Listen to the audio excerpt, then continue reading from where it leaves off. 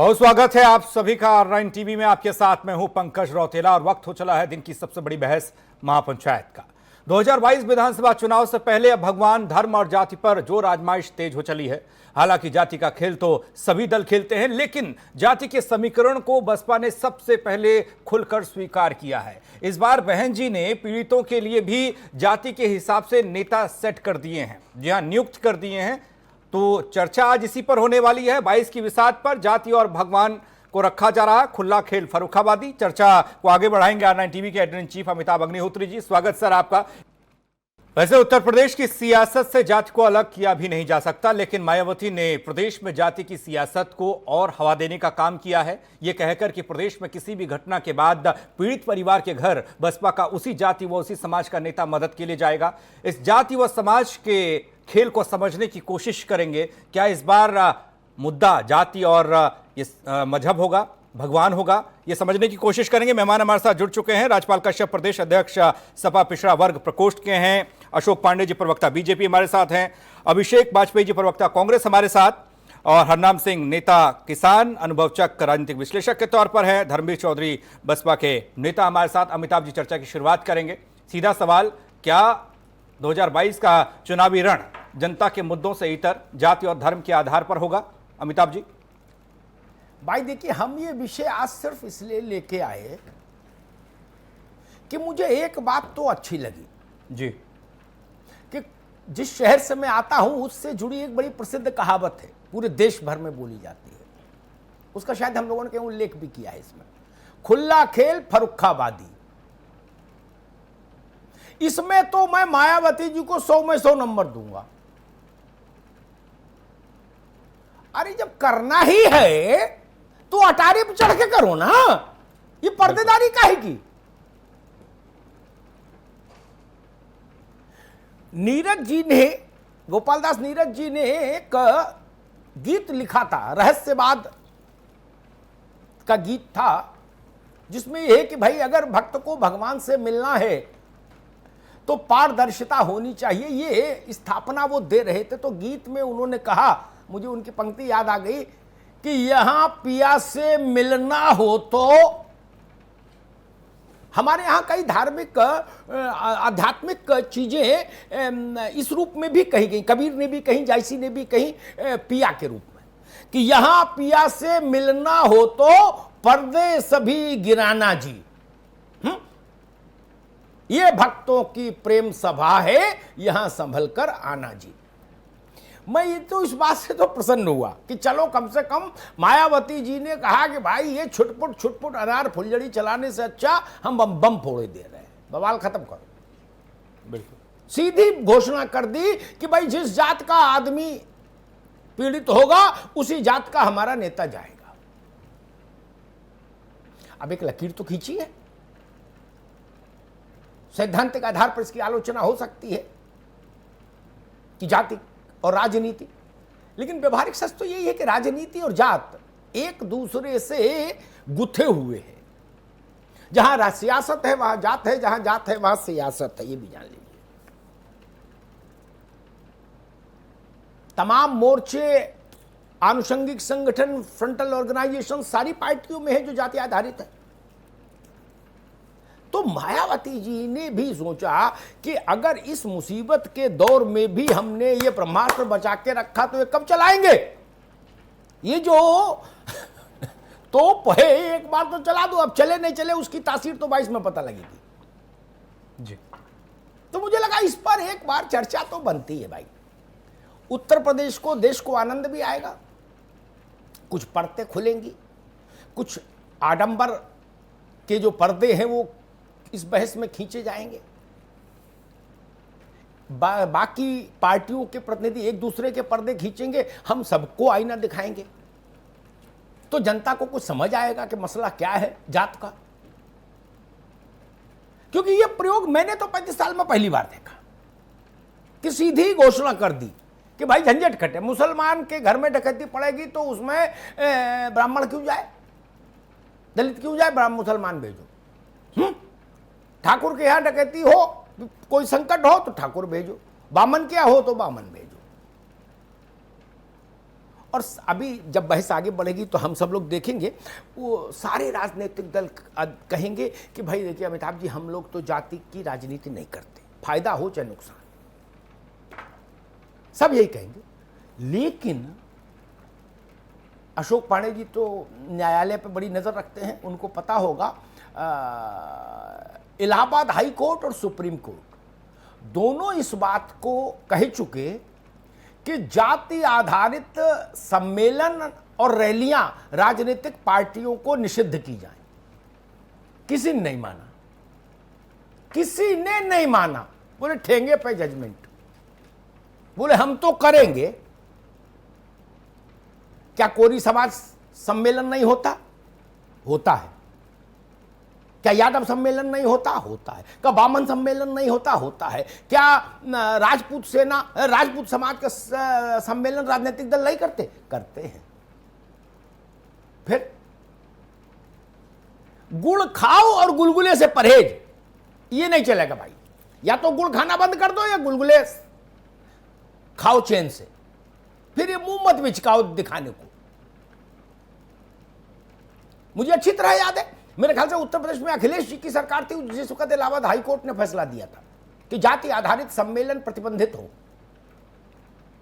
उसी के तीसरे दिन सम्मेलन किया सपा ने, एक ताल ठोक के। भाजपा ने भी किया, केशव जी को उसमें लगाया, कांग्रेस भी कर रही थी। इसलिए ये तो कहने का नैतिक अधिकार किसी के पास नहीं कि ना जी हम नहीं करते, पड़ोसी करता है। एक ही आंगन है, उसी में सब अपने अपने नृत्य कौशल को प्रदर्शित कर रहे हैं। तो मुझे लगा कभी कभी हल्के मतलब थोड़ा हास्य परिहास के साथ भी बहस हो जानी चाहिए। इसलिए मुझे लगा ये मुद्दा आज ठीक है। और एक इसमें सवाल उठेगा कि मैंने हरनाम भाई को क्यों बुलाया। ये तो चुनाव लड़ते नहीं। मैंने हरनाम सिंह को इसलिए बुलाया कि समाज का जो वर्ग ये नहीं चाहता कि मेरी पहचान मेरी जाति से हो, पेशे से पहचान हो। जिसे मैं किसान को कभी जात नहीं मानता, हालांकि राजनीतिक दल मानते हैं, उसमें भी गुजर है, जाट है, सब पूरा गणित है, खाका खिंचा रखा है सबके लैपटॉप में। लेकिन मैं मानता हूं किसान किसान है, मजदूर मजदूर है। लेकिन राजनीतिक दल ऐसा नहीं मानते। तो मैंने कहा हरनाम भाई को भी बुला लेते हैं और समझते हैं कि किसान भी जात में आता है या वर्ग में आता है। इस खास विषय के लिए मैंने हरनाम सिंह जी को बुलाया। बात शुरू करूंगा धर्मवीर चौधरी साहब से, जिस पार्टी के इस उद्घोषणा से प्रदेश भर में चर्चा शुरू हो गई, उस पार्टी का रुख जानना जरूरी है। धर्मवीर जी, अभी तक पर्दे के पीछे होता था, ठीक, जैसे बेटा बाप से छुप के सिगरेट पीता। बाप भी जानता है बेटा पी रहा, क्योंकि जब घर में आता है तो बदबू आती है। लेकिन एक लोक लाज है, ठीक है, पर्देदारी है। बहन जी ने वो पर्देदारी हटा दी, बोला ना भाई आप अगर सिगरेट पिएंगे तो आमने सामने पिएंगे। क्या एक ही माचिस से तीली से सिगरेट चलाओ, आनंद लो। नहीं अमिताभ जी, आपने ये डिबेट का जो मुद्दा उठाया है, मैं आपको साधुवाद दूंगा और धन्यवाद दूंगा। और मैं बहुजन समाज पार्टी की तरफ से पक्ष रखने के लिए बैठा हूं। तो मैं आपको और प्रदेश की जनता, देश की जनता, ये बड़ा चैनल देख रही है, पुरुषों ने सामाजिक क्रांति के जनक महात्मा ज्योतिराव फूले, नारायण गुरु, छत्रपति साहू जी महाराज, डॉक्टर BR अम्बेडकर साहब, सर छोटू राम, चौधरी चरण सिंह, राजा महेंद्र प्रताप और न जाने बहुत सारे महापुरुषों ने जिस सामाजिक क्रांति के लिए, सामाजिक समरसता के लिए, समाज में भाईचारे के लिए, ऊंच नीच की भावना को खत्म करने के लिए, और बाबा साहब ने तो विशेषकर संविधान में ये व्यवस्था की थी कि जाति तोड़ो समाज जोड़ो। धनवीर भाई थोड़ा प्रस्ताव अतीत छोड़ के वर्तमान पर चर्चा करें। वर्तमान पे ही आ रहा हूं मैं अग्निहोत्री साहब, वर्तमान पे ही आ रहा हूं। और उसी विचारधारा को अमली जामा पहनाने के लिए मान्यवर काशीराम और बहन कुमारी मायावती जी ने अपना पूरा जीवन खपा दिया। ठीक है। और 2007 की सरकार में जिसको मीडिया ने सोशल इंजीनियरिंग का नाम दिया था, बहुजन समाज पार्टी ने कहा कि जाति तोड़ो समाज जोड़ो, और आपके मीडिया चैनलों ने कहा यह सोशल इंजीनियरिंग है। हमने उस जाति व्यवस्था पर चोट करी और उस जाति व्यवस्था को खत्म करके सारे समाजों को एक घाट पे पानी पिलाने का काम किया। और उसमें 2007 से 12 तक की स्पष्ट बहुमत की सरकार बनाई और सभी समुदाय को भाई चौधरी साहब संपूर्ण भागीदारी दी। ठीक। बसपा के साथियों से मैं कहूंगा, आप लोग ऐसा अभ्यास डालिए कि अतीत पर कम, वर्तमान और भविष्य पर ज्यादा, है ना। ये काम मायावती जी के लिए छोड़िए कि वो एक पूरा प्रेजेंटेशन लेके आती हैं, उसी को पढ़ती हैं। आप लोग तो ऐसा तर्क वितर्क हो, थोड़ा नई बात आए तो अच्छा लगेगा। खैर, अनुभव चक के पास मैं चलूंगा, एक सवाल लूंगा, फिर राजनीतिक मित्रों के पास आऊंगा। अनुभव चक, इस साहस की तो, इसको साहस कहो, दुस्साहस कहो, जो मन आए कहो, लेकिन इसकी दाद तो देनी पड़ेगी भाई। पर्दा ही खींच दिया, रस्सी काट दी, बोले चलो जी आओ मैदान में। इसका नफा होगा नुकसान होगा मुझे नहीं पता, लेकिन एक नया प्रयोग तो कर दिया बसपा ने। इससे पहले देश में कहीं भी ऐसा प्रयोग नहीं हुआ इंडियन पॉलिटिक्स में। जी अमिताभ जी, देखिए हम और आप सभी लोग ये जानते थे कि ये पर्दे के पीछे तो पहले भी होता आया था, कि जिस जाति का व्यक्ति पीड़ित होता था, हर पार्टी उसी जाति के अपने नेता को उसके घर भेजा करती थी। पहले भी होता आया था, लेकिन हाँ, ये खुलकर बहन जी ने जो कहा है, और ये उनकी आदत में और उनकी जो एक सोच है, वो शुरू से इसी टाइप की है कि वो बैटिंग फ्री स्टाइल ही करती रही हैं।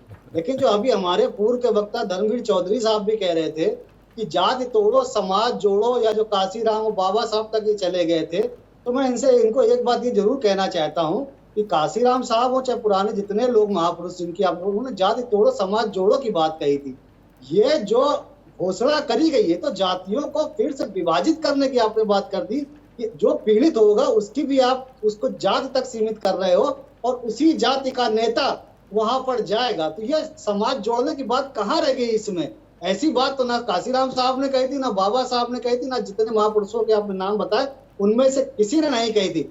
ये बसपा अपने मिशन से भटक चुकी है, जो आप जिसकी पहले की बात बता रहे थे। हाँ, ये प्रयोग जरूर बहन जी ने करा है, अब इसका नफा होगा या नुकसान होगा तो 2022 में। ठीक बात। मैं अशोक पांडे जी के पास चलूंगा, बीजेपी के प्रवक्ता है। उससे पहले एक बात जरूर कहूंगा, सहमत असहमत लोग हो सकते हैं, मेरी धारणा ये है, जितनी मैंने राजनीति को देखा एक पत्रकार के नाते, भारतीय संदर्भ में सोशल इंजीनियरिंग नाम की कोई चीज नहीं होती।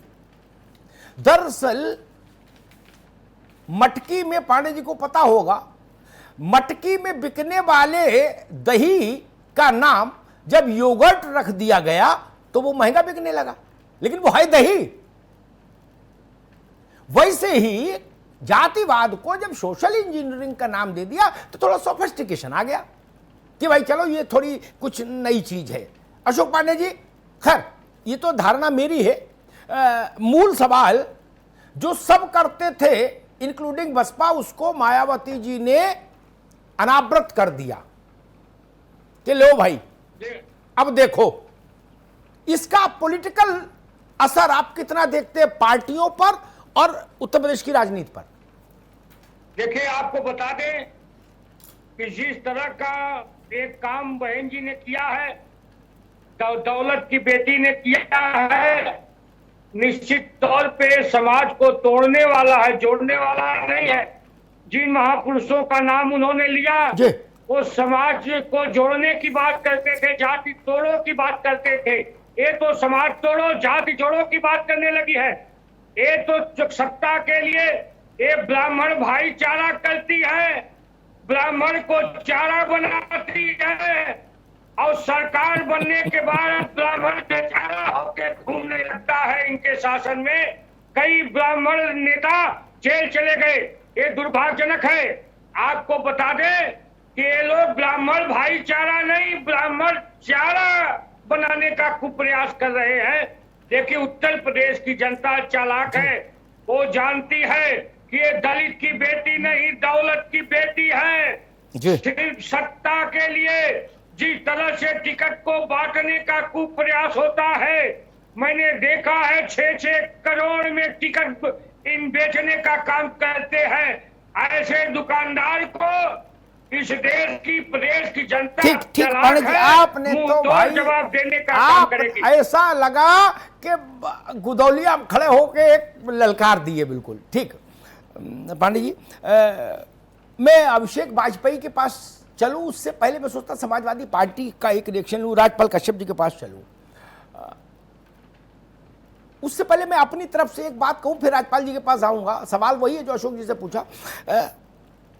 अशोक पांडे जी ने जातिवाद पर कुछ बातें कही कि जात जोड़ो कि जात छोड़ो कि क्या करो, जो बात धर्मवीर भाई भी कह रहे थे। मैं एक बात कहूं, ये वो शराब है जो सब पीते हैं, कंपलसरी है इंडियन पॉलिटिक्स और यूपी पॉलिटिक्स में ये पीना जात की। एक खरी बात कह के राजपाल कश्यप के पास जाऊंगा, वो मेरी टिप्पणी है। स्वतंत्र देव जी ने अभी लिस्ट जारी की पदाधिकारियों की, उसमें अंतिम कॉलम बना था बामन ठाकुर कौन किस जात का बना। क्यों बनाया भाई? ये जात जोड़ने का काम था और ऐसा सब कर रहे।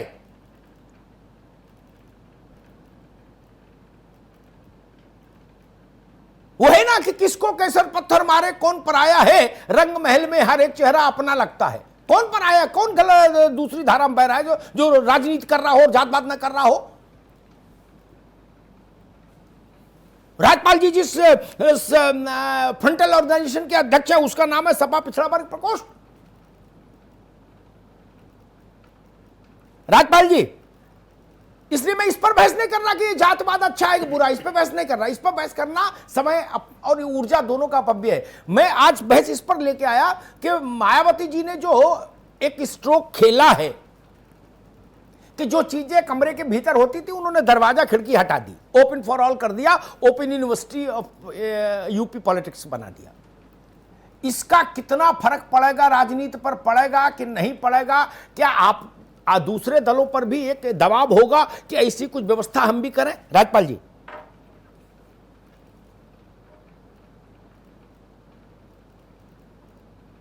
देखिए अमिताभ जी, समाजवादी पार्टी सदैव से सभी जाति वर्ग धर्मों भाई ये देखो, यही बात अशोक जी कह रहे थे, भाई साहब भाषण नहीं दो हमको, करती रही है। बड़ा अझेल हो जाएगा महाराज। नहीं यार राजपाल जी, एक बात सुन, एक सेकंड सुनिए। अरे भाई एक सेकंड और जातिवाद तो जी एक सेकंड सुन लो। जब समाजवादी पार्टी बनी, जब बेनी थे, आजम खान थे, वो अपना क्या नाम धनीराम वर्मा थे और नेताजी और शिवपाल यादव, तब मैंने एक उनका इंटरव्यू किया मुलायम सिंह जी का, तो उन्होंने मुझे जाति का ही समीकरण समझाया कि हमने जातियों का एक गुलदस्ता सजा दिया। पांडे जी थे, जनेश्वर मिश्रा जी भी थे, ब्रजभूषण तिवारी भी थे, मनमोहन सिंह भी थे। अरे भाई एक सेकंड रुकोगे राजपाल? भी नाम थे ना। एक मिनट रुको, मैं वो बात नहीं कह रहा, एक मिनट बात तो सुनो। अशोक पांडे रुको भाई, रुको। राज्यपाल जी बात सुन लीजिए जो मैं कहना चाह रहा हूं। मुझे नाम सारे याद है और सारा का बायोडेटा बता दूंगा। मैं ये कह रहा हूं, मैंने मुलायम सिंह जी का एक इंटरव्यू किया, उस वक्त मैं दैनिक जागरण में था, तो उन्होंने मुझे यही यूएसपी समझाई कि उत्तर प्रदेश में जितनी भी जातियां मैटर करती, मैंने सबका गुलदस्ता बना दिया। आप समझ रहे ना? इसलिए मैंने कहा कि यहां से बात शुरू मत करिए कि हम जातिवाद पर यकीन नहीं करते। अब बताओ। नहीं, यही तो मैं भी कह रहा हूं। नहीं, मैंने ये नहीं कहा। मैंने कहा कि हर जाति की और हमारी पार्टी ने हर जाति को प्रतिनिधित्व दिया। हमको तो बदनाम केवल किया गया कि एक जात की पार्टी है, प्रोपगंडा करने वाले। मैं उस सरकार से, बीजेपी सरकार से पूछना चाहता हूं, क्या वो एक जात की राजनीति नहीं कर रही? आप गोरखपुर के थाने उठा लीजिए, 70-80% एक जात के लोग हैं। उत्तर प्रदेश के थाने उठा लीजिए, तो ये करे तो जातिवाद नहीं, वो राष्ट्रवाद है। और अन्य जातियों क्या हो रहा? आज उत्पीड़न देख लीजिए, दलित, बैकवर्ड और सवर्ण में भी एक जाति विशेष की डेली हत्या हो रही है, नरसंहार हो रहे हैं। तो ऐसा नहीं, चाहे ब्राह्मण हो, चाहे दलित हो, बैकवर्ड हो, आज तो सबके साथ में उत्पीड़न हो रहा है। और मैं कहना चाहता हूं, हमारे नेता माननीय अखिलेश यादव जी लगातार कह रहे हैं कि भाई ये जात का झंझट छोड़ो, सबकी गणना करा दो, सबकी काउंटिंग करा दो और सबको आबादी के हिसाब से इस देश में हक दे दो। लेकिन बीजेपी के ऊपर नहीं करा ठीक है, अशोक पांडे जी रुको, मैं बीच में नहीं बोलूं। अशोक पांडे जी नो, केवल प्रोपेगेंडा करती है। ठीक है, हमारे यहाँ तो सभी जात राजपाल जी ठीक है। अब भाई सत्यनारायण कथा नहीं पढ़ो सब लोग, भाई थोड़ा सा मेरे ऊपर रहम करो। मैं अभिषेक वाजपेयी के पास चलूंगा। जैसे मैंने एक बात पांडे जी की पार्टी के लिए कही थी स्वतंत्र देव की लिस्ट को लेकर, वैसे ही एक बात राजपाल जी की पार्टी के लिए कह के फिर अभिषेक जी के पास जाऊंगा, ताकि तथ्य जनता के सामने रहे, जनता की अदालत में भ्रम नहीं जाए। अभी 2-3 रोज पहले समाजवादी पार्टी ने 20-22 महानगर जिला अध्यक्ष बनाए। मैं नहीं कह रहा, उस पर भाजपा ने पूछा कि इसमें कितने परशुराम के वंश के, पूछा ना। इसलिए उतनी ही बात करो जितनी जनता को भी हजम हो जाए। बोलने को कोई कुछ भी बोल दे, जनता भी तो माने। अभिषेक जी मुझे पता है शुरुआत आप भी यहीं से करोगे कि अमिताभ जी हम लोग जात पात की राजनीति नहीं करते, वो मैं 30 सेकंड मान के चलता हूं, आप बोलेंगे, बोलना भी चाहिए, राजनीतिक व्यक्ति हैं। लेकिन आपके यहां भी ब्राह्मण चेतना परिषद चल रही है, जित्तू बाबू के सुपुत्र चला रहे हैं, नहीं? तब तो मायावती जी की बात मुझे ठीक ही लग रही कि खुला करो ना, पर्देदारी काहे की। देखिए जी अमिताभ जी, देखिए अगर मायावती जी की अगर आप बात करेंगे तो वो तो भारतीय जनता पार्टी की एक अघोषित प्रवक्ता हैं, और उनकी अगर दूसरी बात, सबसे पहले बात मैं आपको ये बता दूं कि इन्होंने एक बड़ी प्यारी सी लाइन कही जो सुनने में लोगों को अच्छा लगता होगा, लेकिन ये दुर्भाग्य है इस प्रदेश का कि अगर वो ऐसी बात कहती कि किसी भी पीड़ित व्यक्ति के लिए वो अगर ब्राह्मण वर्ग का होगा तो ब्राह्मण वर्ग को भेजेंगी, दलित वर्ग का होगा दलित वर्ग को भेजेंगी, अल्पसंख्यक वर्ग का होगा तो उसको भेजेंगी। लेकिन पीड़ित व्यक्ति जो होता है वो पीड़ित होता है क्योंकि उसको न्याय चाहिए होता है। उसको ये नहीं चाहिए होता कि कौन सी जाति धर्म क्या होगा, हम FIR लिखवाएंगे कि नहीं लिखवाएंगे। जनता के बीच ऐसा मैसेज जो है वो बिल्कुल गलत है, और कांग्रेस पार्टी किसी भी जाति धर्म के नाम पे वोट नहीं मांगती है, वो धार्मिक कर रहे हैं क्या, खिलाफत करती है। वो इस चीज को देखती है कि समाजवाद जो कर रहे हैं, देखिए वो सत्यनारायण कथा है क्या? क्यों? अगर नहीं अगर ये बताइए जी, नहीं, अगर जितिन प्रसाद जी लोगों के बीच जा करके, वो समाज के लोगों के बीच जा करके उनकी समस्याओं को सुन रहे हैं, तो मायावती जी भी तो कह रही है समाज के लोगों के बीच जाके समस्या सुनेंगे, और ये क्या कह रहे हैं? लोगों को साथ ले करके चलना, यही बात मायावती जी कह रही है। तो समाज के लोगों के बीच में बात सुनने को कहा करेंगे वो तो कह रही है कि अगर पीड़ित व्यक्ति, अमिताभ जी, पीड़ित व्यक्ति पीड़ित होता है, सिर्फ उसकी कोई जाति धर्म नहीं होती है। पीड़ित व्यक्ति को न्याय मिलना चाहिए, ठीक, अभी नहीं, ये सबसे बड़ी चीज होती है। ठीक है अभिषेक बाबू, आगे आपकी बात, रुकिए, रुकना होगा, सभी वर्गों को होगा के चलने, मैं हरनाम सिंह के पास चलूंगा। ठीक है, रुको भाई, का विश्वास नहीं। अरे रुको भाई, एक बात कांग्रेस के लिए भी कहूं, नहीं तो जनता मेरे ऊपर पक्षपात का आरोप लगाएगी। बड़ी अच्छी बातें कही हमारे साथी अभिषेक वाजपेयी ने। जतिन प्रसाद जिस ब्रह्म चेतना परिषद का नेतृत्व कर रहे हैं,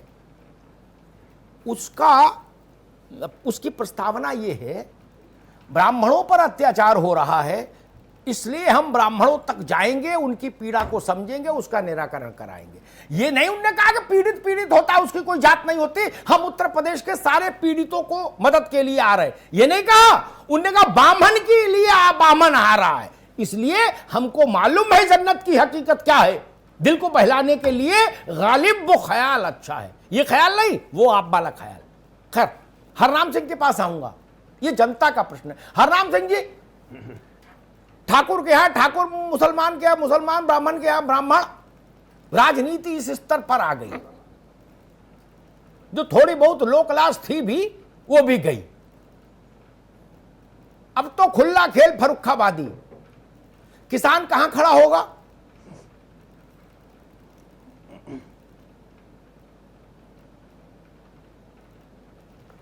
देखिए अमिताभ जी।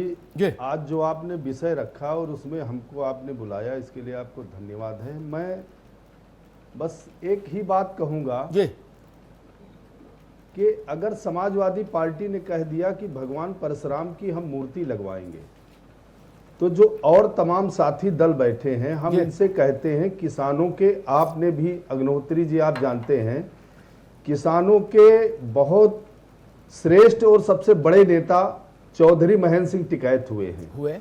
हम भारतीय जनता पार्टी के लोग बैठे हैं, बसपा के लोग बैठे हैं, कांग्रेस के साथी हमारे बैठे हैं। हम तो कहते हैं कि किसानों के नेता चौधरी महेंद्र सिंह टिकैत की कल लोक भवन में एक फोटो लगवा दो और पूरे हिंदुस्तान का किसान भारतीय जनता पार्टी की जय जयकार करेगा। और महेंद्र सिंह टिकैत ऐसे किसान नेता हुए हैं कि उनके साथ में हमने 30 साल काम किया, मालूम है। वो नारा देते थे हर हर महादेव, तो आवाज आती थी अल्लाह अकबर, और जब अल्लाह अकबर बोला जाता था तो कहते थे हर हर महादेव। वो ऐसे किसान नेता हुए हैं। हम राजनीतिक दलों से कहते हैं कि किसान का मुद्दा आपने क्यों नहीं बनाया। हम लोगों से सवाल करते हैं कि यूरिया के लिए आज दर दर भटक रहे, लाठी लोग खा रहे हैं।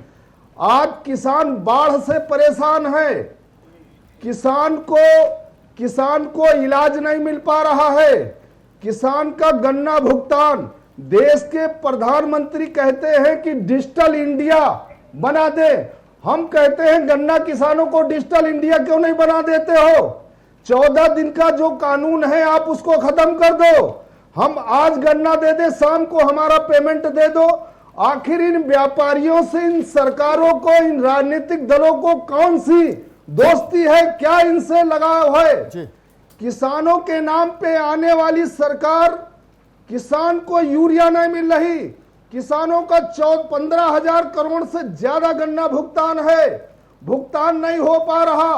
आंदोलन करते हैं, मुकदमे लिखने की बात कहते हैं, आखिर कौन सुनेगा। और भगवान परशुराम की मूर्ति पे राजनीति हो रही। अगर भगवान परशुराम की एक मूर्ति लखनऊ में लग जाएगी तो इसमें कौन सी बुरी बात हो जाएगी। इसमें कोई ना ठाकुर को कष्ट होना चाहिए, ना किसी कुर्मी को होना चाहिए, ना किसी यादव को होना चाहिए। अगर ब्राह्मण वर्ग से भगवान परशुराम आते थे, मूर्ति लगने में कौन सी परहेज है। क्यों राजनीति हो रही। क्या हमारे ब्राह्मण वर्ग के लोग खेती नहीं करते हैं। हरनाम भाई, अब आप रोकेंगे। मैं कहता हूं ब्रेक की ओर से जाना है, हो रही है उस पे एक ब्रेक की ओर जाना है, मुद्दा बनाइए। ठीक है। लेकिन जो अशोक पांडे जी जब ब्रेक के बाद आएंगे तो इस सवाल को आपसे जरूर मैं पूछूंगा, तब तक उसका उत्तर सोच कर रखिए। मैंने महेंद्र सिंह टिकैत को कवर किया, सिसौली के धरने को कवर किया, ये अपना पार्लियामेंट हाउस के बाहर विजय चौक का कवर किया धरना। उसके बाद तो धरने बंद हो गया, वहां इतना बवाल हो गया था। मैं बाबा टिकैत को बहुत नजदीक से देखा मैंने। वो किसानों के ऐसे नेता थे जो गैर दलीय या कहिए सर्वदलीय नेता थे। सर्व समाज, सर्व धर्म और सर्व दल। ना वो किसी दल के सदस्य थे, ना किसी जाति में बंधे थे, ना किसी मजहब में बंधे थे। उनके धरने में खाना मुसलमान के घर से भी आता था और हिंदू के घर से भी आता था और मिलके खाते थे। ये तो मैंने देखा। ये बात इनकी ठीक है कि लोक भवन में एक मूर्ति बाबा टिकैत की लगनी चाहिए, क्यों नहीं लगे। किसानों को जागृत करने का जिस नेता ने उत्तर प्रदेश के उस समय के मुख्यमंत्री वीर बहादुर सिंह को चुल्लू से पानी पिला दिया भरी सभा में, वो छोटे कद का नेता था। और उनसे पहले और उनके बाद कोई बोट क्लब पर धरना दे पाया क्या उस मिजाज का, कि जहां रोटी सिक रही है, दूध गर्म हो रहा है, कद्दू की सब्जी बन रही है, पूरी छन रही है, खाट बिछी है, हुक्का रखा है, आनंद आ रहा है। पहला और आखिरी दृश्य था जब स्वतंत्र भारत में किसान वहां खड़ा था जहां से सीधे राष्ट्रपति भवन दिखता है। ब्रेक के बाद आएंगे तो इस पर चर्चा जरूर करेंगे।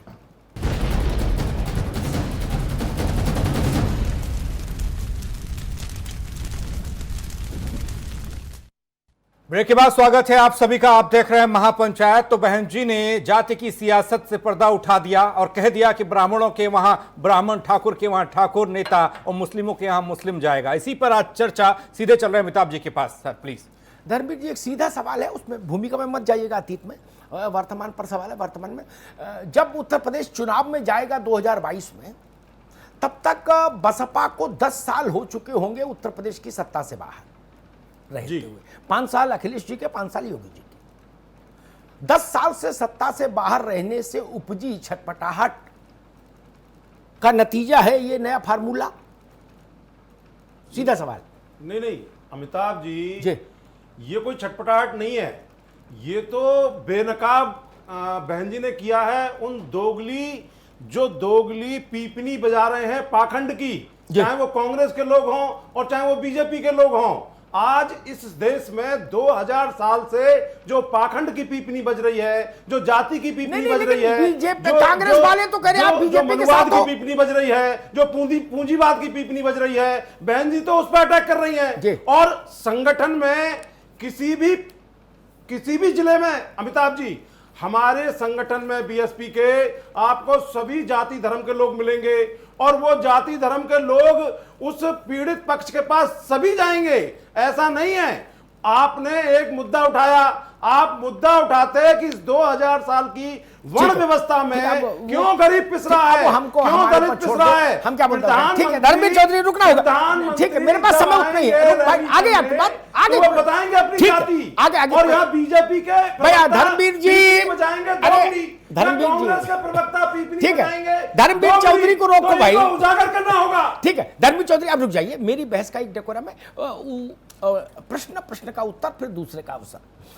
राजपाल कश्यप, बसपा कह रहे हैं कि भाई हम तो सबको बेनकाब करने के लिए ये फार्मूला लाए हैं, मुगली घुट्टी 555। बोलो राजपाल जी। देखिए, हमारे नेता ने सदैव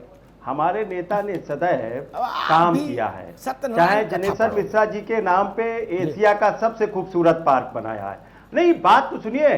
और जनेश्वर मिश्रा के नाम पे गांव डेवलप किए। और दूसरी बात, पहले दलित और पिछड़े और अल्पसंख्यक सताए जा रहे थे। और योगी जी जब से आए हैं, क्योंकि उनका तो आप गोरखपुर का जानते हो, मठ और हाथे की लड़ाई थी, तो वो शुरू से ब्राह्मण विरोधी थे, तो वो उत्पीड़न और बढ़ गया।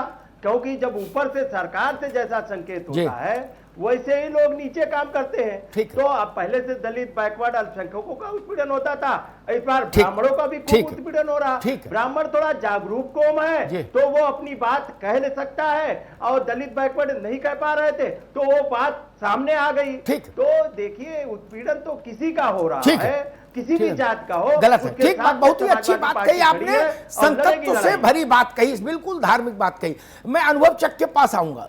इस प्रश्न का उत्तर अनुभव चक ही दे भी पाएंगे। अनुभव चक, मायावती जी की सरकार, वो 4 बार शायद चीफ मिनिस्टर रही उत्तर प्रदेश की, थोड़े कालखंड के लिए रही, एक टाइम फुल टाइम रही, बाकी छोटे रही, लेकिन रही। ओथ उनको 4 बार लेने का अवसर मिला। मायावती जी के टोटल टेन्योर को अगर हम देखें और 3 चेहरे चुनने की बात आए, तो 100 में 100 लोग यही 3 चेहरे चुनेंगे जो मैं बता रहा हूं। मायावती जी खुद head of the team, chief minister, और बाबू सिंह कुशवाहा और नसीमुद्दीन। सरकार का मतलब 2 लोग, नसीमुद्दीन और बाबू सिंह। ठीक, दूसरी ओर चलते हैं। Samajwadi Party, right from Mulayam Singh ji to Akhilesh ji, 4 बार चीफ मिनिस्टरशिप रही उस परिवार के पास, 3 बार नेताजी, 1 बार अखिलेश जी। सरकार का मतलब मुलायम सिंह जी, अखिलेश जी, और फिर 2 चेहरे मायावती जी के तरह के चुने, तो एक हमारे मित्र शिवपाल बाबू, दूसरे आजम खान। ठीक ना? हेलो, समझ रहे कि नहीं मेरी बात? वही कॉम्बिनेशन। आवाज नहीं आ रही अमिताभ जी। ठीक है। मैं अब आ रही है आवाज? इतना बढ़िया प्रश्न अगर नहीं पहुंचेगा बेकार हो। आवाज आ रही है कि नहीं भाई? हाँ, अब आ रही है। मैं ये कह रहा हूं, बसपा के सारी सरकारों में 2 चेहरे थे, बाबू सिंह कुशवाहा और नसीमुद्दीन। जी जी जी। समाजवादी ये पार्टी की सारी चारों सरकारों में दो चेहरे थे, शिवपाल और आजम खान, जी जी बिल्कुल। और नेताजी और अखिलेश जी और मायावती जी। हम्म। इसमें सर्व समाज तो कहीं नहीं आता। सरकार का मतलब अखिलेश शिवपाल जी रहे या आजम खान साहब रहे, उतना जलवा तो किसी के नहीं रहा, या जो जलवा बाबू सिंह और नसीमुद्दीन का रहा उतना भी किसी के नहीं रहा। कागज पर कोई कुछ भी बना रहा हो। अनवर चक। जी जी बिल्कुल बिल्कुल सही कह रहे हैं अमिताभ जी जी। आप ये, कि सरकार चाहे सपा की रही हो और चाहे बसपा की रही हो, यही प्रमुख चेहरे थे जिनके अभी आपने नाम बताए।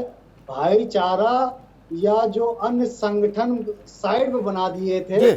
उनमें नुमाइंदे के रूप में चेहरा चमकाने के लिए भले किसी को भी आगे करा गया हो, लेकिन जो नीतिगत निर्णय थे या जो टिकट का वितरण होता था या जो अधिकारियों की पोस्टिंग होती थी, ट्रांसफर पोस्टिंग, उनमें इन्हीं लोगों की पूरी तरीके से चलती थी।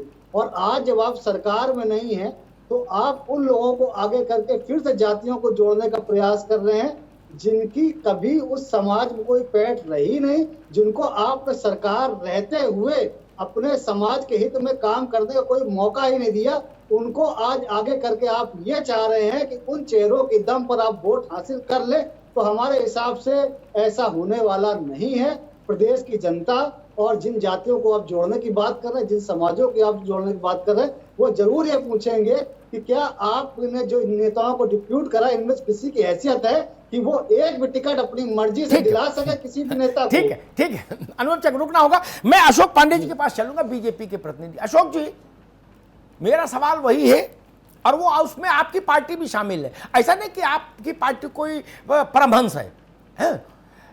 मेरा वही सवाल, जब विपक्ष में होती है पार्टी तो उसको सर्व समाज याद आता है? जब शासन में होती है तो कुछ को प्रोमिनेंसी देती है। एक सवाल। दूसरी बात जो हरनाम सिंह जी ने कही, निर्विवाद नेता किसानों का, किसी पार्टी का मेंबर नहीं, किसी धर्म से बंधा नहीं, किसी जात से बंधा नहीं, चौधरी महेंद्र सिंह टिकैत, उनकी एक मूर्ति लगवाई दो लोग भवन में, करोड़ों लोग खुश होंगे। क्या समस्या है? जी बिल्कुल सही बात आपने कहा है, क्योंकि महेंद्र सिंह टिकैत जी का समर्थन हमारी पार्टी ने आंदोलन के दौरान भी किया था, और निश्चित तौर पे ये सुझाव उनका अच्छा है। मैं आपके माध्यम से निश्चित तौर पे ये अच्छा सुझाव मानता हूं, और ये बात मैं कर रखूंगा। दूसरी बात, हमारी पार्टी तो सबका साथ सबका विकास के नाम पे आई थी। ये लोग तो आप देख रहे हैं, डॉक्टर राम मनोहर लोहिया कहते थे कि पूरा समाज हमारा परिवार है। ये लोग कहते हैं पूरा परिवार ही हमारा समाज है। मुलायम सिंह, राम गोपाल, शिवपाल, चंद्रपाल, बस खत्म। और बहन जी तो नहीं, झांसी वाले चंद्रपाल इनके परिवार में नहीं है, वो अलग है। हाँ। और लेकिन उन्हीं के भांजे हैं जी। दूसरा, बहन जी, ब्राह्मण, ठाकुर, भुइयार, इनको मारो जूते चार, तिलक तराजू और तलवार कहने वाली ये आप जैसे पाखंडियों की देन है।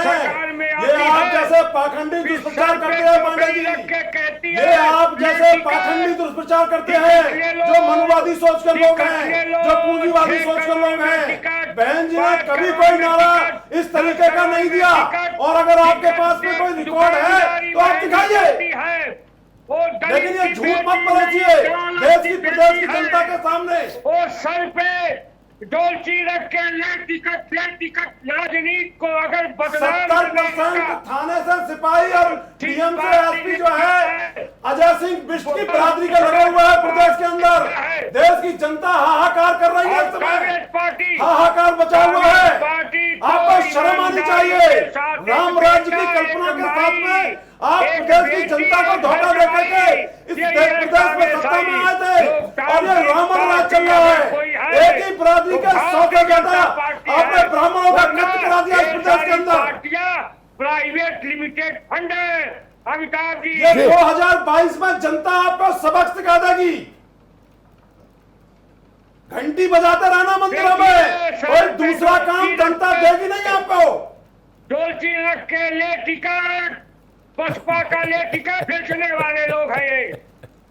किसी गरीब ब्राह्मण मैं देश नहीं बिकने दूंगा, पूरा देश बेच दिया। पहले ठीक है, हम रोकेंगे अशोक भाई, आपको भी रोकेंगे, धर्मवीर जी आपको भी रोकेंगे। अशोक भाई मैं आगे चलूंगा बहस में। पहले हम लोग सुनते थे, वो एक रूपक बता रहे थे अशोक पांडे जी, पहले हम लोग सुनते थे वो मटकी रख के सिर पे आता था, कहते दही लो दही लो दही लो। अब ये कुछ और बता रहे हैं अशोक जी। खैर, ठीक है। अभिषेक वाजपेयी मसला वही वो है ना, कहा कि शायद कबीर ने लिखा था 600 साल पहले कि दुख में सुमिरन सब करें, दुख में सुमिरन सब करें, सुख में करे न कोई, और जो सुख में सुमिरन करे दुख काहे को होए। जब सत्ता चली जाती है तो समझ आता है, बोले गुरु वो फार्मूला तो आजमाया ही नहीं, विपक्ष में सब फार्मूले याद, कुर्सी पे आ जाओ तो फार्मूला याद नहीं। तब ये कि भाई जरा देखो अपने अपना क्या मामला है। राजनीतिक दलों ने ये जो चरित्र अपनाया है ना, ये चरित्र ही उनकी दुर्दशा का कारण है मित्र। चाहे कांग्रेस हो, चाहे भाजपा हो, चाहे सपा हो, चाहे बसपा हो, चाहे रालोद हो, चाहे जेडीयू हो, चाहे टीएमसी हो, चाहे पीएमसी हो, क्योंकि जनता अब चैतन्य है। अभिषेक वाजपेयी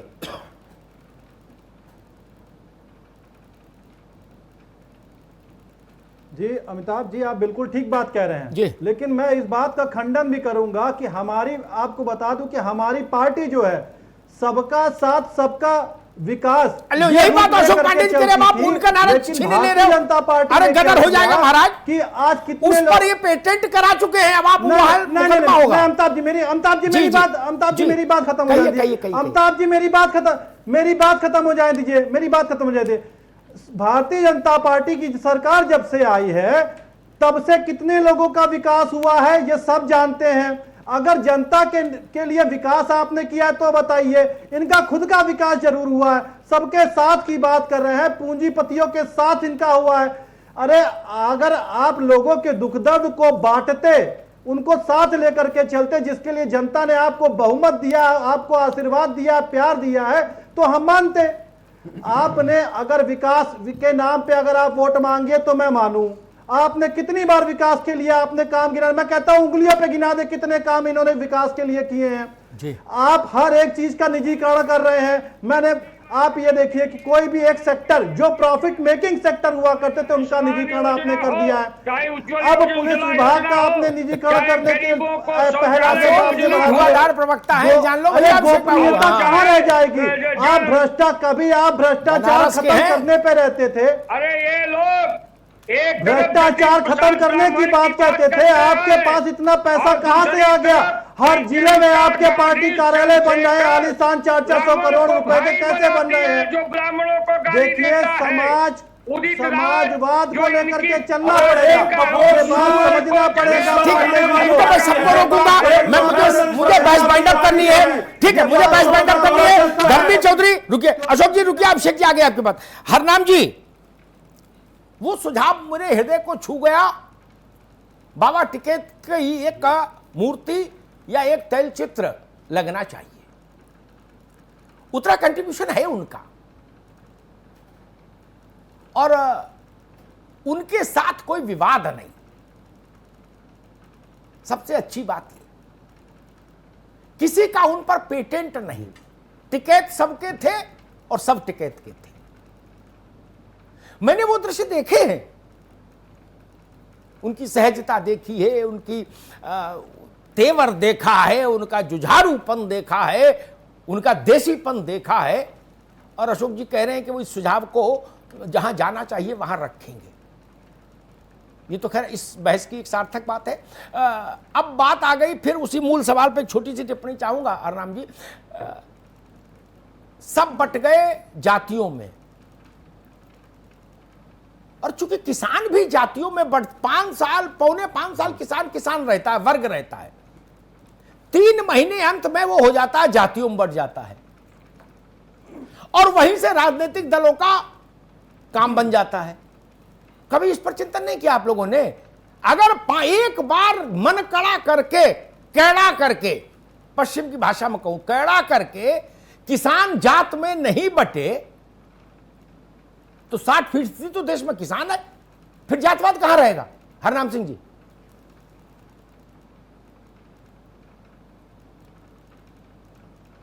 देखिए ऐसा है अमिताभ जी, ये जो आपने सवाल किया वो कहा, ये बात सही है कि ये 4 साल और 8 महीने 7 महीने तक जो है ये मुद्दा रहता है। उसके बाद में जब चुनाव आता है तो किसान किसान नहीं रह जाता है। इस बात को हम लोग भी कहते हैं। देखो हो क्या रहा है हाल के दिनों में, वो पिछले करीब हम 20 साल का अगर पीछे का रिकॉर्ड लें और वर्तमान का लें तो इस देश में और इस प्रदेश में, अमिताभ जी आप जानते हो, हमें कहने में कोई दिक्कत नहीं है, सारी राजनीति जब चुनाव आता है तो वर्ग पे आ जाती है। कोई किसान किसान नहीं रहता है, कोई व्यापारी व्यापारी नहीं रहता, कोई डॉक्टर डॉक्टर नहीं रहता है।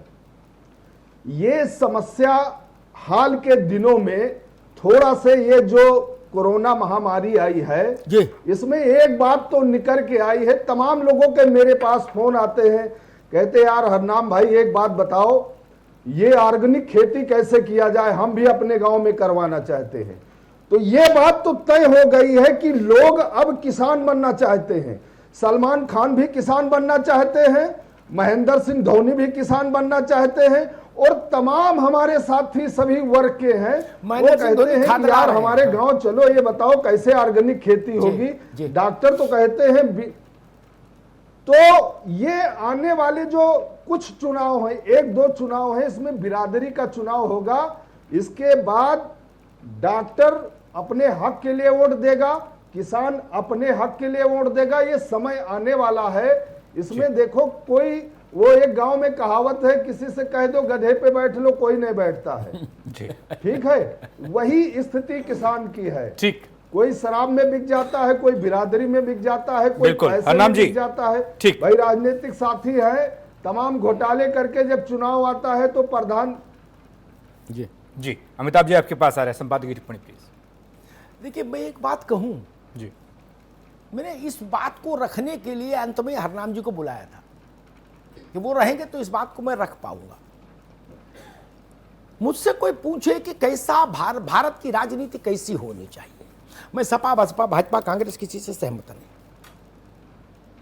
मैं उस दिन भारत को श्रेष्ठ भारत मानूंगा जिस दिन नौजवान के रूप में वोट करेगा, जातियों में नहीं। किसान के रूप में वोट करेगा। मेरी खेती के लिए कौन बेहतर है उसको वोट जाना चाहिए। वो काठी है कि कुशवाहा है कि कुर्मी है कि ठाकुर है कि जाट है, इस चक्कर में नहीं फंसेगा। जिस दिन वकील ये तय कर लेंगे कि सस्ता और त्वरित न्याय की व्यवस्था कौन पार्टी कर सकती है, जजेस की संख्या कौन बढ़ाएगी, जिलों में अच्छी अदालतें कौन बनाएगी, उसमें डिजिटलाइजेशन कौन करेगा, उसको वोट करेंगे। जिस दिन डॉक्टर ये तय कर लें कि एक बार कोविड आया झेल गए, अगली बार कोई कोविड का भाई बहन दोबारा आएगा जरूर, इतिहास देख लीजिए, वायरस तो आते ही, तो भारत तब तक के लिए उतना तैयार हो जाए, हर ग्राम सभा में एक 10 बेड का अस्पताल तो कम से कम बन ही जाए।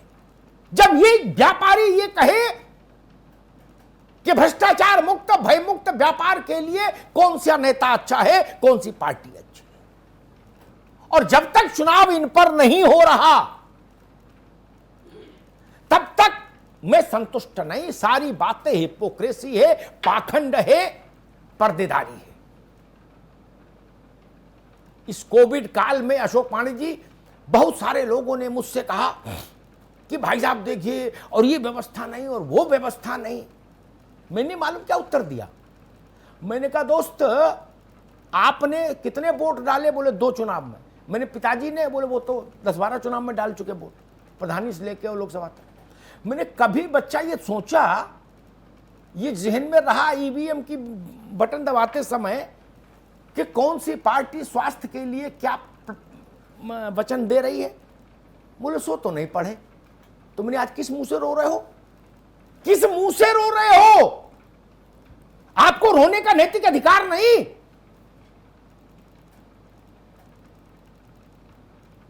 व्यापारी का मतलब बनिया लगा लोगे तो झाल बजाओगे, झाली बजाओगे। राजनेताओं के लिए, राजनीतिक दलों के लिए जाति व्यवस्था सूट करती है, ये कभी नहीं जाएगी। लिख लो मेरी बात। जाति के नाम पर वोट लेना जितना सरल होता है, काम के नाम पर वोट लेना उतना ही मुश्किल है। और एक बात कहूंगा, मेरी बात से मेरे सारे मित्र दिल में सहमत होंगे, यहां बोलेंगे नहीं।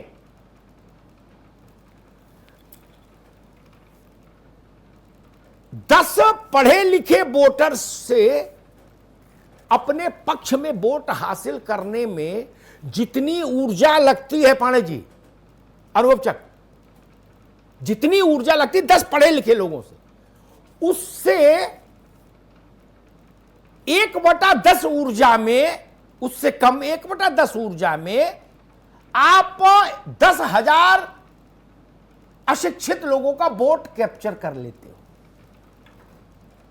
जब बाईपास रूट मिल रहा है तो कोई क्यों जाएगा भाई हाईवे पे इतनी लंबी दूरी तय करने चुनाव में? जब टोपी और पगड़ी से का चुनाव बन रहा हो, और एक दुखद पक्ष रखता हूं, इस देश के और उत्तर प्रदेश के तो बहुत ही बड़ी पॉलिटिकल पर्सनालिटी, नाम नहीं लूंगा, 7-8 बार विधायक रहे एक ही सीट से, लोकसभा में रहे, राज्यसभा में रहे। उन्होंने एक बार मुझसे कहा कि नुत्री जी, पहली बार जब मैं चुना गया विधायक तो खूब काम कराया, नाली, बिजली, खड़ंजा, ये बिजली के खंबे और दुनिया का जितना काम था, पंचायत घर और सब। बोले चुनाव आया तो लोगों ने कहा कि भाई स्थिति खराब है पांडे जी।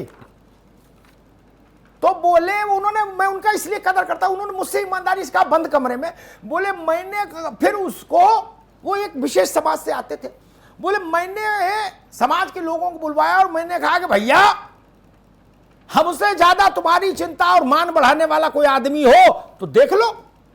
बोले ना सो तो नहीं है। तो बोले हमें तो जितवाओ। तो बोले 9 बार जीता चंद्रशेखर जी। जब टीना फैक्टर हो जाता, काम किया कि नहीं किया बलिया में, कितना किया नहीं किया वो विवाद का विषय अलग, लेकिन जब सवाल ये हो जाए कि हमसे बड़ा कोई है, तुम्हारा नाम तो ऊपर कर रहे हैं, तो वोट तो पड़ ही जाता था जी।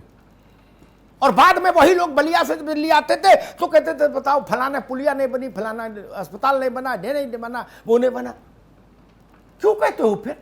मैं देश के लोगों से कह रहा हूं, प्रदेश के लोगों से कह रहा हूं, जब आपको वोट जाति पर करना है, गोत्र पर करना है, और उत्तर प्रदेश की तो लीला न्यारी, ये राजपाल भाई को स्मरण हो शायद, नेताजी के विरुद्ध एक बार लड़े हैं, अगर मैं सही याद कर पा रहा हूं, अशोक यादव और नेताजी के चुनाव में, नेताजी का कद कहां अशोक यादव, लेकिन वहां घोसी कमरिया हो गया। बताओ, यादव में भी एक चना के 2 हिस्से, एक घोसी एक कमरिया, बोले राम राम। क्या नहीं हुआ था? झूठ बोल रहा हूं जी। पूरा चुनाव घोसी कमरिया पर हुआ। घोसी कमरिया तक जाके वोट का गणित बनाओगे, फिर सरकार आने के बाद ये पूछने का नैतिक अधिकार जनता को नहीं कि अस्पताल क्यों नहीं बना, गरीब के बेटे को नौकरी क्यों नहीं मिली, किसान को पानी क्यों नहीं मिल रहा, डीजल सस्ता क्यों नहीं मिल रहा, खाद आसानी से क्यों नहीं मिल रही, ये सवाल पूछने का आप और हम नैतिक अधिकार खो देते हैं। धन्यवाद। बहुत बहुत शुक्रिया आप सभी मेहमानों का, और अमिताभ जी आपका भी बहुत बहुत शुक्रिया। दरअसल सियासत में जितने भी मुद्दे होते हैं वो पत्ते की तरह होते हैं, और पत्ते एक साथ नहीं खोले जाते हैं, और ऐसा ही कुछ मायावती ने किया है। मायावती ने एक पत्ता खोला है। जाति के जरिए ये संवेदना जताने का तरीका है या फिर सियासत का तरीका, ये तो आने वाला वक्त बताएगा। महापंचायत में आज फिलहाल इतना ही। बाकी खबरों के लिए बने रहिए 9 टीवी के साथ, सिर्फ खबर के लिए।